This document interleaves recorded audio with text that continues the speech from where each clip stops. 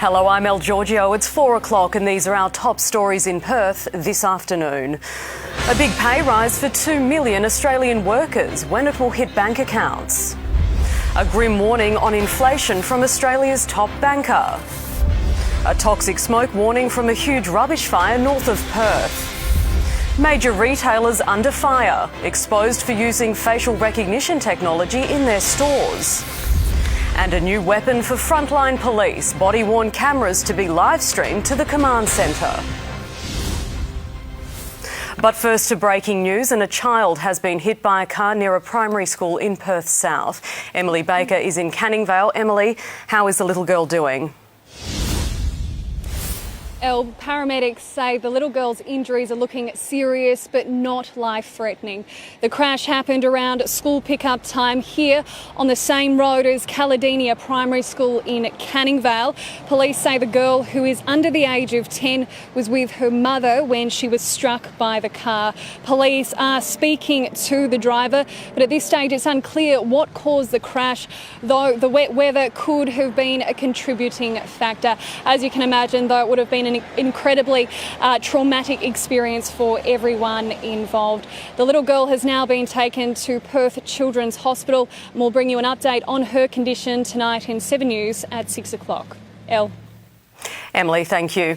Millions of Australians will be getting a pay rise of $40 a week after the Fair Work Commission agreed to lift the minimum wage. The decision was made to ensure Australians on the lowest incomes can keep up with the rising cost of living. Political reporter Jennifer Beshwati has the details from Canberra. Well, some good news for workers today. The national minimum wage will soon increase by $40 a week, or just over $1 an hour. This takes the minimum wage to $21.38 per hour, or $812.60 per week. It's an increase of 5.2%, which is above headline inflation. It means about 180,000 workers on the minimum wage will get that full increase. A further 2.5 million workers on award wages will also get a pay rise, many coming into effect from July 1. But for people in hospitality, tourism and aviation, it won't start until October. The unions are pleased with the decision. They had asked for 5.5%, but say it's a fair and reasonable increase and will help struggling individuals keep up with the rising cost of living. Business groups disagree. They believe the increase is too high and many business owners won't be able to afford paying staff. Extra $40 a week is going to make a significant difference. Especially if you consider the basics, because if you're on the absolute minimum, all of your wage is spent on the basics, going to mean that people will actually be able to buy the food they need for their families. That cost will be an extra $7.9 billion hitting the bottom line of affected businesses as a result of this decision. That will add to inflationary pressures. They are going to have to look at passing on those costs to consumers. This was the bedrock of the Labor election campaign. They argued that wages should not go backwards to keep up with inflation. One of the government's first acts since coming to power was to write to the Fair Work Commission to increase wages. Speaking in Gladstone today after a cabinet meeting, the Prime Minister welcomed the decision, saying hard-working, low-income earners will now have some extra cash in their pockets. It makes a difference to people who are struggling with the cost of living. The truth is that many of those people who are on the minimum wage are the heroes who saw us through the pandemic. These workers deserve more than our thanks. They deserve a pay rise, and today they've got it. People will be seeing in their bank accounts what the change of government means. People will be seeing in their bank accounts a wage increase that never would have happened back when we had a government committed and determined to keep wages deliberately low. Politically, this is a big win for Anthony Albanese, who can now say that he's delivered on his election promise. Despite today's minimum wage boost, there could still be tough times ahead, with the country's top banker warning we need to be prepared for higher interest rates and skyrocketing inflation. As Chris Reason reports, the Reserve Bank governor predicts inflation could soar to levels not seen in 32 years. Good afternoon, that's right. It's rare that we see the Reserve Bank Governor make any public statements at all unless there is extreme significance, and they certainly were that. Predictions of a 7% inflation rate and also threats of spiking interest rate hikes to bring the economy back under control, with the costs of living now soaring on many levels, including power and petrol, groceries and gas. We've seen the inflation rate hit 5.1% in the March quarter, but the prediction was that that number would surge. Dr. Lowe saying that it would reach 7% by the end of the year, pushed along by COVID supply issues, the Ukraine war, and now today's minimum wage increase also adding to inflation pressures as well. Of course, interest rate rises are the key tool for the RBA to try and cool the economy. We've already seen them raise rates twice in the past two meetings, lifting the official rate from its pandemic low of 0.1% up to 0.85%. Those hikes quickly passed on by the retail banks. But Dr. Lowe said in an overnight ABC interview he needed to, quote, do what was necessary to bring that inflation number back down. Inflation's high. It's too high. At the moment it's 5%, and by the end of the year I expect inflation to get to 7%. That's a very high number, and we need to be able to chart a course back to 2 to 3% inflation. It's unclear at the moment how far interest rates will need to go up to get that. I think it's reasonable that interest rates the cash rate gets to 2.5% at some point. Now, Dr. Lowe said he realised the impact the rate hikes would have on mortgage holders, but also noted that many Australians relying on savings would welcome an interest rate increase. His prediction was that the bank's measures, tied in with global factors, would start to see inflation numbers come back down off a peak between January and March next year.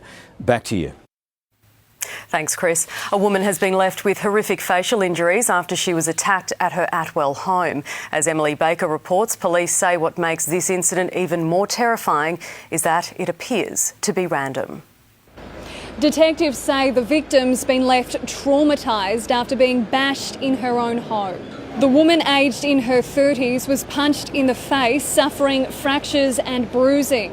An incident of this magnitude, breaking in and assaulting someone, is incredibly severe, incredibly serious. Appears to be at a random attack on someone, and that is probably one of the scariest things that you can experience. Security cameras capture the moments after the attack. Watch as the woman stumbles down the street, disorientated and desperate for help. Police say the home invasion happened in Atwell around 9 a.m. yesterday as students walked to school. The intruder broke in through a locked door and stole several items before the woman was bashed. Obviously she's a bit groggy, she's feeling not the best at the moment, but we've been in constant contact with her and her partner. And she's doing as best as she can.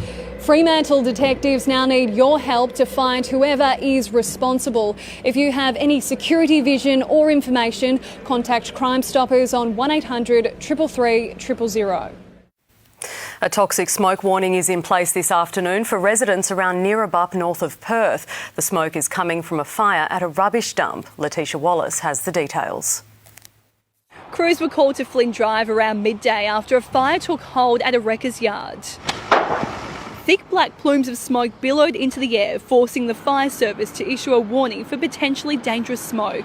Suddenly, the house just shook. I just heard a big bang and then just saw all the black smoke. I didn't know what it was. I thought it was thunder at the start. Steve Bryant, who works at the car recycling plant, was on his way back to the site when he got a call about the fire. Tyres, hundreds of tyres. We've got 5 excavators in there and the crushing plant as well. Nearby businesses and workers were evacuated and fortunately no one was injured. The fire is believed to have started when an excavator was moving car parts in the yard. It escalated into a pile of vehicle parts and internal fittings as well as tyres, so hence the black smoke. Firefighters are working to contain the blaze and hope to bring it under control in the next few hours, but say it could burn well into the night. WA Police have started to live stream some of the most critical jobs they're called out to. It's part of a rollout of new high-tech body-worn cameras that feed vision straight to the command centre. Here's crime reporter Amber Johnston. Police in Perth and Northbridge are donning a new accessory. They're the latest generation of body-worn cameras that have the capability to live stream. Once an officer activates their camera, senior staff at the command centre can dial in and watch what's happening in real time. Any incident that, irrespective of how minor that it is, can be supervised via the live stream, but also give an understanding to those in command around whether there's a likely escalation. WA Police say the ability to stream live will improve how they respond to unfolding incidents, whether it's a riot, a fight or a siege. You can see how it would be used in the event of a large crowd. You can have officers in different places around the crowd. The command will be able to get a much clearer picture of what's happening and potentially respond to emerging threats or challenges. More than 350 officers are now wearing these new cameras. They have GPS tracking as well as improved audio and picture quality. This is going to make our police on the ground safer, and it's going to make the community safer because we have a whole lot of extra capability being able to be more rapidly thrown at a situation. In 7 News at 6 o'clock tonight, we'll demonstrate exactly how these new cameras work. The wearing of masks at airports around the country will be removed this weekend. For airport terminals in WA, the mask mandate will be lifted from 12:01 a.m. this Saturday, June 18. Masks must continue to be worn on aircrafts as per existing requirements and are still encouraged to be worn in international and domestic terminals if people wish to wear them. WA footy greats Nicky Winmar and Bill Dempsey were among 8 inductees to the Australian Football Hall of Fame last night. Mike Fitzpatrick, Ted Tyson and Matthew Pavlich were also inducted, along with AFL Games record holder Brent Harvey. Nick McCallum caught up with him today. With me is AFL Games record holder and now member of the AFL Hall of Fame, Brent Boomer Harvey. Congratulations. What did it actually mean to you, Boomer, last night? First of all, thank you. It was a huge night. It was fantastic. Brent Harvey.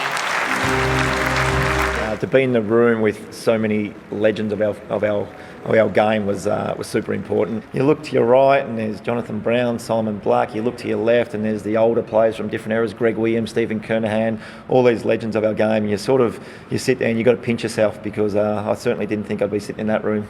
And when you first went down to North as a 17-year-old, first day you're on the scales, and what were you told? I was one of the boys, had a look and they seen 64 kilos and they said to me, Flemington's 10 k's that way, buddy. Obviously alluding to being a small type of person, similar to a jockey. 432 games. Why do you think you played for so long? Number 29, Brent Harvey. I was lucky enough to win a premiership at 21 in my 5th year of AFL football, and I wanted to experience that again with a bunch of different guys. So that was probably the driving factor in the end. And that's what it always comes back to. If you love what you do, it's pretty easy. And I loved what I did for a long time. You're branching out into another sport, August the 3rd. It's the footy fight night. How do you go as a boxer? When you play footy for so long, you're always going to be a competitor, and that's certainly what I am. This is just a different variety. It's a huge fitness base. It's completely different to training for AFL footy. So I think even that part of it, the 6 or 7 weeks I got ahead of me to train and get super fit for a fight, is something that I'm looking forward to. And who knows? I don't think I'll have a boxing career, but I'll have a lot of fun. Congratulations once again, Brent Boomer Harvey, now a member of the AFL Hall of Fame. What an achievement. Coming up in 7's afternoon news, major retailers under fire. How some shops are using facial recognition technology without you knowing. And the plea for more weapons and ammunition as Ukraine holds off Russian forces in the country's east. Know the news. You'll have to be there. Wherever it matters, we take you there like no one else. 7 News. You're watching 7's 4 p.m. news live from Perth. Right now it's 17 degrees in the city and cloudy. Your forecast is coming up shortly. 3 of Australia's major retailers are under fire after it was revealed they're using facial recognition technology in their stores. As Evan Batten explains, the majority of us weren't even aware it was happening. Yeah, well, anyone who's walked into a major retailer and wondered how they're using their security camera vision that they're recording of you will be alarmed to learn that a number of major retailers are now admitting to using facial recognition software. Bunnings and Kmart are among them, who say at this stage it's only for a trial. Choice asked 25 major retailers if they were using facial recognition technology after a tip-off by one of its members. They admitted to scanning the facial features of every customer who walks into the store and cross-checking it against a list of known individuals who may have been suspected of shoplifting or causing trouble in other ways. That does raise a lot of questions about the accuracy of this technology. We don't know how accurate it is. Choice is ultimately asking for an investigation to be carried out by the Office of the Australian Information Commissioner to see if any breaches have occurred. Bunnings, in response, has said it's disappointed by Choice's research here, calling it an inaccurate characterisation of Bunnings' use of facial recognition technology. It's only used in selected stores, it says, and only to keep team members and customers safe. Kmart says much the same sort of thing. It stores the data only for 30 days or so. The Australia Institute says it should all stop now until legal protections can be put in place. Turning to the war in Ukraine now, and soldiers are pleading for more equipment and ammunition from the West as they fight off Russian forces. Ukrainian officials say more than 100 soldiers are killed every day as they lose ground in the country's east. American symbol, American weapon. Ukrainian troops try out new equipment, U.S.-supplied M4 rifles fresh out of the box. Away from the front lines, these soldiers are preparing to join the battle raging in the east. This exercise is designed to accustom Ukrainian forces to the use of Western weapons. This is an American 50 caliber machine gun firing Italian bullets. There's a problem though. We're told there's not enough Western ammunition. Ukrainian forces are slowly losing ground in the battle for the eastern Donbas region. Morale here is high, yet no one believes these rifles will halt the Russian advance. Ukrainian officials say Russian artillery outnumbers their artillery at a ratio of perhaps more than 10 to 1. I can protect my comrades, but unfortunately I can clear my country from invaders using only these rifles, so we need more artillery. The U.S. and its allies have delivered advanced weapon systems to Ukraine, and more are on the way. But the army here is losing men at an alarming rate, more than 100 killed in action every day, according to Ukrainian officials. We need a basic minimum to avoid more casualties. Artillery, smart weapons, radar, drones, and people to train us, says the commander, Lieutenant Alexander, a veteran of the French Foreign Legion. We've shown we will fight. We will learn to use these weapons. And that will take time. And time is a luxury this nation at war cannot afford. South West MP James Haywood, who's facing child sex charges, is now being investigated by Parliament's Powerful Procedures and Privileges Committee. Noel Brunning joins us from the GWN 7 News Desk with the details. The committee will be looking at information the MP provided to a court when he was asking for his bail conditions to be varied so he could attend a conference in Queensland. It's understood the court was told he would have to resign from a parliamentary committee if he couldn't go. If it's found he misled the court, he could be expelled from Parliament. Shadow Agriculture Minister David Littleproud was in Perth today saying he wants Mark McGowan to persuade Anthony Albanese to reverse federal Labor's policy of phasing out live sheep exports. And there's trouble at the South Bunbury Footy Club, where half the women's footy team has walked out after a recent racist abuse incident. Still ahead, how the share market crash has affected superannuation funds. Plus, Britain's plan to send asylum seekers to Rwanda runs into a last-minute legal hitch. And the royal couple that could be on the move. Know the headlines as they break. Know the stories as they happen. With 7news.com.au, know the news now. Welcome back, and if you've just joined us, Australia's lowest paid workers are set to receive an extra $40 a week in their pay packets. The Fair Work Commission has approved a rise of 5.2%. The increase is just above the rate of inflation, meaning wages will go up in real terms for millions of Australians. It makes a difference to people who are struggling with the cost of living. The opposition welcomed the news but warned some businesses will be hurt by the decision and has urged the government to help. The Commission expects changes to take effect from the first pay period after the 1st of July. The local share market lost further ground today, the ASX 200 closing at 6,599 points, down more than 7% in the past 5 days. That's a new low for at least the past year. And as Gemma Acton reports, it's now hurting our super returns. Good afternoon. After all of yesterday's share market drama, today was a quieter day, but usually after you see a very steep sell-off, the next day you're looking to see a recovery of sorts. The ASX 200 could not deliver that today. It was another down day, with the index closing down around 1.3%. Some of the hardest hit stocks yesterday were under pressure again today, including Afterpay owner Block and online jobs platform Seek. However, mining giant Fortescue, which lost 6% yesterday, has now clawed back some of those losses. Although all else equal, rising interest rates help banks to grow their profits. It has been a tough week for financial services companies. They've fallen around 12% since last week's RBA rate rise. That's on fears stretched consumers will struggle to pay off their debts, and the property market is expected to take a hit. If you're positioned with the miners and the oil and gas companies, you're doing very well, and I think they'll continue to do well into this recovery. Super experts say after the recent bumpy ride for markets, any positive returns for the average super fund gained earlier in the year could be washed out by June 30th. We've seen a lot of ups and downs during the financial year, and it looks like we're ending in negative territory if the current trend continues. That follows a return of close to 18% last year and an annual average return of around 7% since the super system was first launched.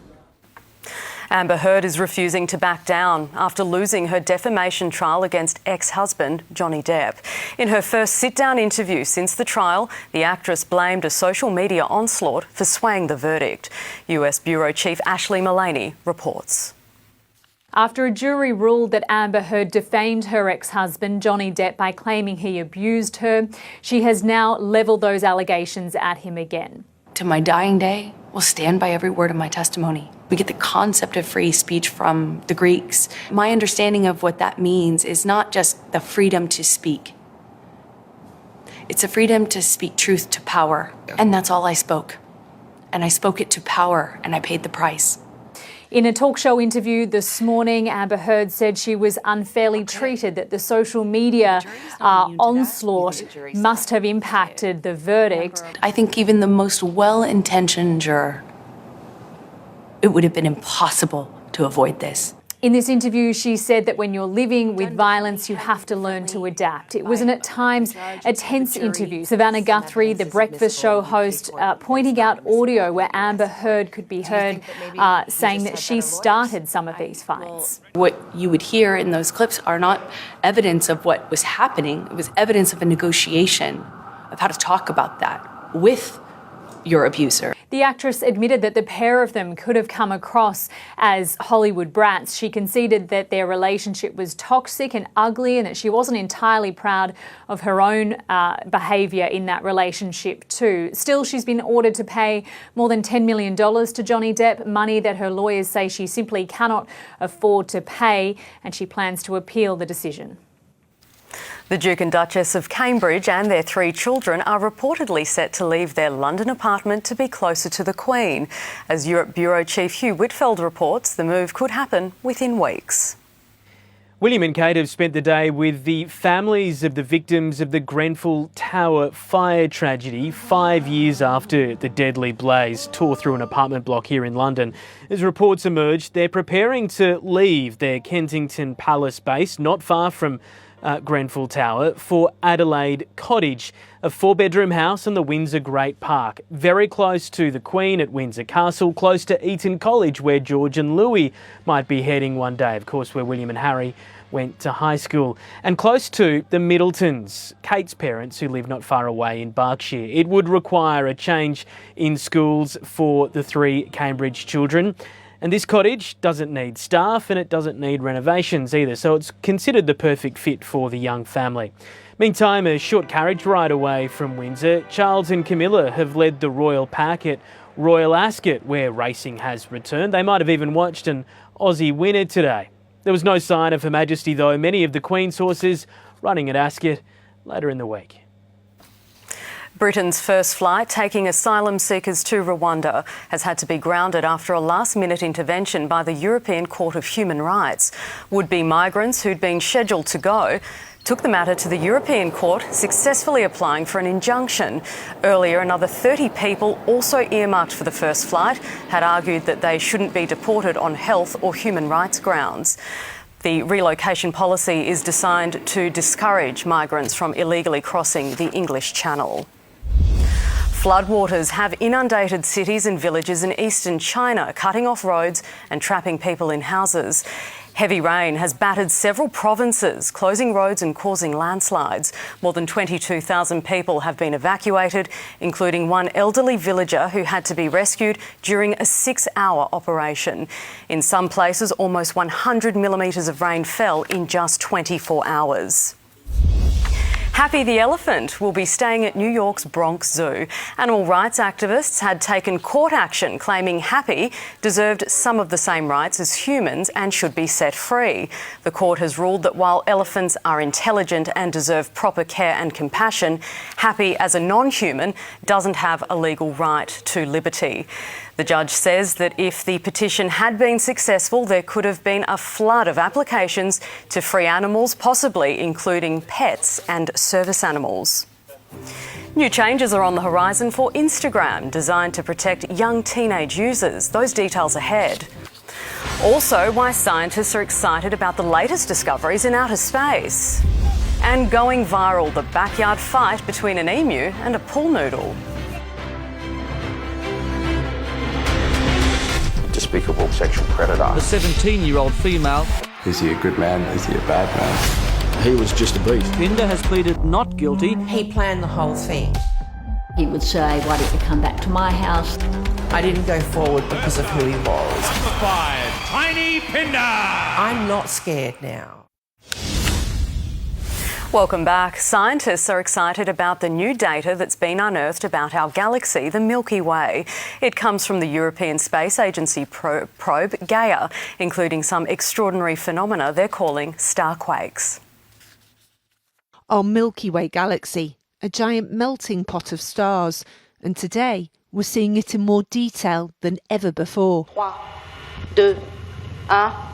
Top, décollage. The data come from the Gaia programme, a spacecraft equipped with 2 telescopes and other scientific equipment, launched in 2013 by the European Space Agency. Its mission? To learn more about the galaxy we inhabit. The information is so amazing that it will revolutionize all the fields in astronomy.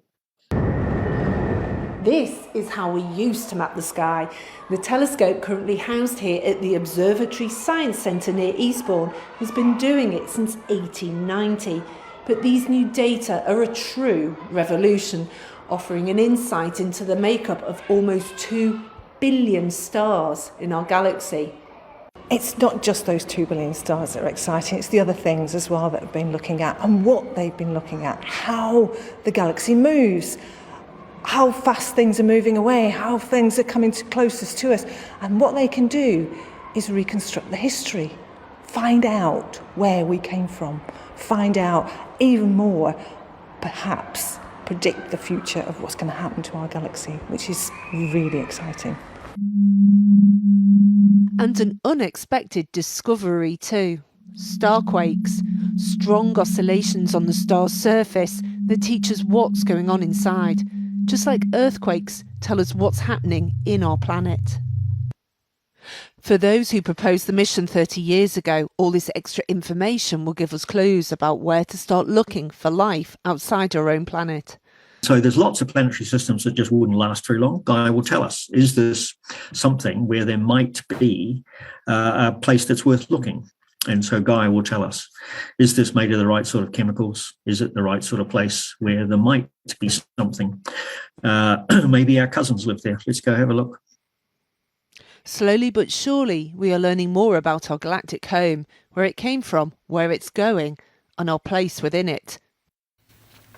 A mushroom pie made in Victoria has taken out the top honour, named Australia's best pie. It's made with 3 types of mushroom, cheddar, parmesan herbs and a truffle filling, all wrapped in a golden pastry. It's the first time a vegetarian pie has won the prize. It is also back-to-back wins for Rolling Pin Bakery's Nathan Williams, who also won last year with a surf and turf pie. Social media platform Instagram has unveiled a raft of new features to better protect its young teenage users. As Sean White explains, the tools will give parents more access and insight into what exactly their kids are up to. Whether you're liking, commenting or simply scrolling online, Instagram's Family Centre aims to provide a safer experience for kids. What they're really designed to do is get that balance right for young people, let them have autonomy and privacy in how they use Instagram, but also send some sort of additional information to their linked parents account if they choose to do this. Will the headline feature a supervision tool? It's split into 3 parts. Parents will be able to see who their children follow or are followed by, accounts they report directly to Instagram, and the exact time spent on the platform. If, for example, they see that there's some new followers that they're concerned about, or if content's getting reported that they're concerned about, and they can just say, hey, what's going on here, and really open up that conversation. Sophie Spooner is a mum and stepmum of 4 based on Sydney's Northern Beaches. She is most concerned about her 14-year-old son. From a social media perspective, I guess it's just trying to strike that balance between giving him freedom online, but then also being mindful that he might not have the maturity to deal with some of the issues that can come up. While Sophie thinks Instagram's changes are a step in the right direction, negotiating what works for both of them could be tricky. Maybe with this one, it's something that he'll be open to. I don't know. Time will tell. That'll be an interesting conversation. Instagram will also have a feature called Family Hub that's built into the app where parents can access resources from Butterfly, Origin, Project Rocket, Reach Out and eSafety. This would include articles, videos and tips on topics like how to talk to young people about social media. Dr. Joanne Orlando is a digital wellbeing expert. Joe, the fact is, Aussie teens use multiple social media platforms. That's right. So your average teen uses around 4 social media services, and that actually increases as they get older. So by the time they're 16 or 17, it could be 5 or 6 social media platforms. So there has to be a time during the adolescence where parents regularly talk to their child about their social media use and they make decisions together. A backyard fight between an emu and their owner has gone viral on social media platform TikTok. The family has used an unusual weapon of choice to keep their pet at bay. Bet you've never seen a pool noodle used like this. A Texas man has weaponized the noodle to fend off a pet emu named Cosmo. I turned my back and wham, he bites me right on top of the head, and it hurts pretty good. Toby and Michelle Wilson have had these 2 emus since they hatched 5 years ago, but once the birds had their own baby a few months ago, yikes! Cosmo has gotten protective and aggressive. He seems okay with Michelle. Say hi. But Cosmo's not saying hi to Toby. He's charging him and his mower. Even on foot, Toby has to keep looking over his shoulder. It takes twice as long to mow the pasture due to the constant jousting. Things escalated when Michelle made her husband a noodle hat, hoping the emu would be deterred. I took a pool noodle, cut it in half, and just hot glued it to a cowboy hat. The hat didn't help, but the videos have sure been a hit on TikTok. Toby says lots of commenters complain about his poor mowing technique, but you try mowing with a giant bird charging you. I tell him, I say, look, bird, you better get away. Don't do it. I'm going to give you the noodle. The noodle is all that stands between mowing and being mowed down. There was a special treat for stargazers overnight with a supermoon shining in the night sky. The phenomenon occurs when the moon moves closer to the Earth. Last night, just before 8 o'clock, it was just 365,000 kilometres away. That's about 20,000 kilometres closer than usual. Some people believe a supermoon can cause natural disasters or drive people crazy, but for the record, neither are true. Stay with us. Sport is next with Ryan Daniels.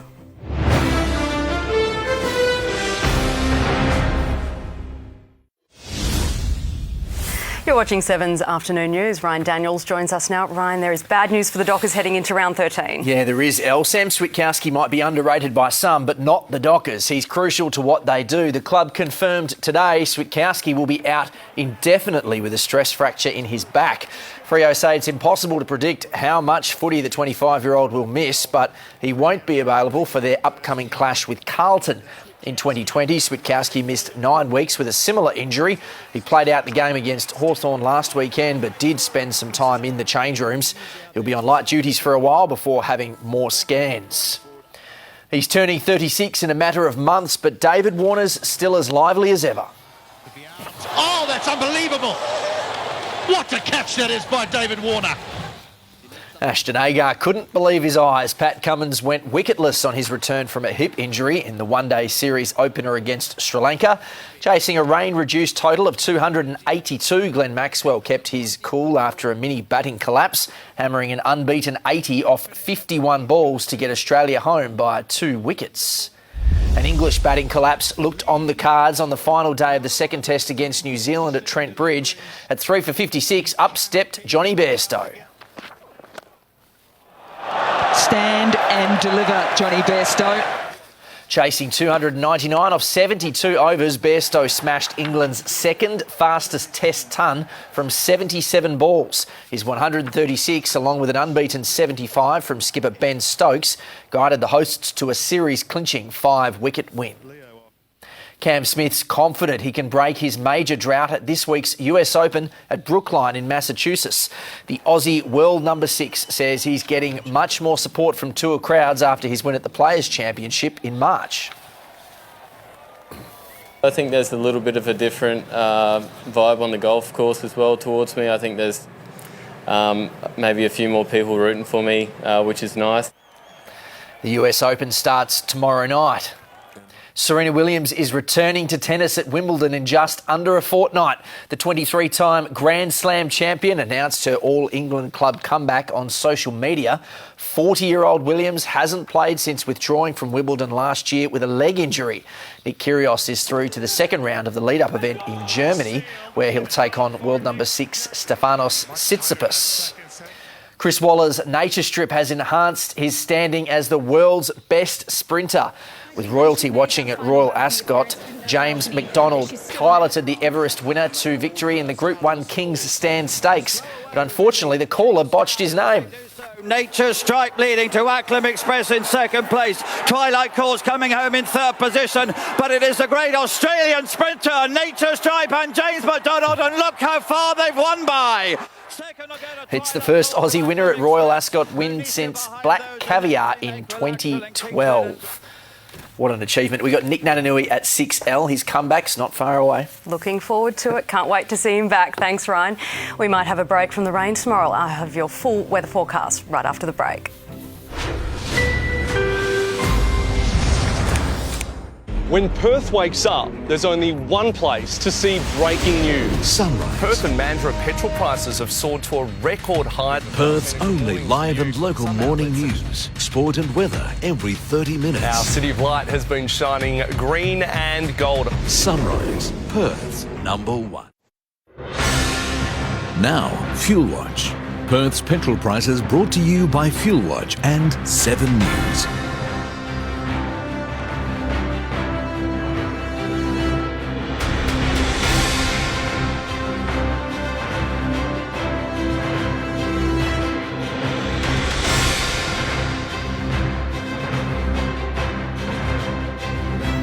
Welcome back. Checking the weather now. We hit our max of 21.5 degrees just before 2 o'clock this afternoon. That was after a low of 13. Around the nation tomorrow, showers for Adelaide and Melbourne, mostly sunny for Sydney, 20 the top, 24 degrees in Brisbane. Back home, and it'll be cloudy with a top of 22 degrees tomorrow. Then the rain rolls back in on Friday. Showers and even a possible storm forecast. We're in for a drenching on Saturday too, a top of 19. Showers also on Sunday, easing off for the start of the working week. And that's 7's afternoon news for your Wednesday. Thanks for joining us. I'm El Giorgio. Join Rick, Sue, Ryan and Anna for 7 News tonight at 6. Stay with us now for The Chase Australia.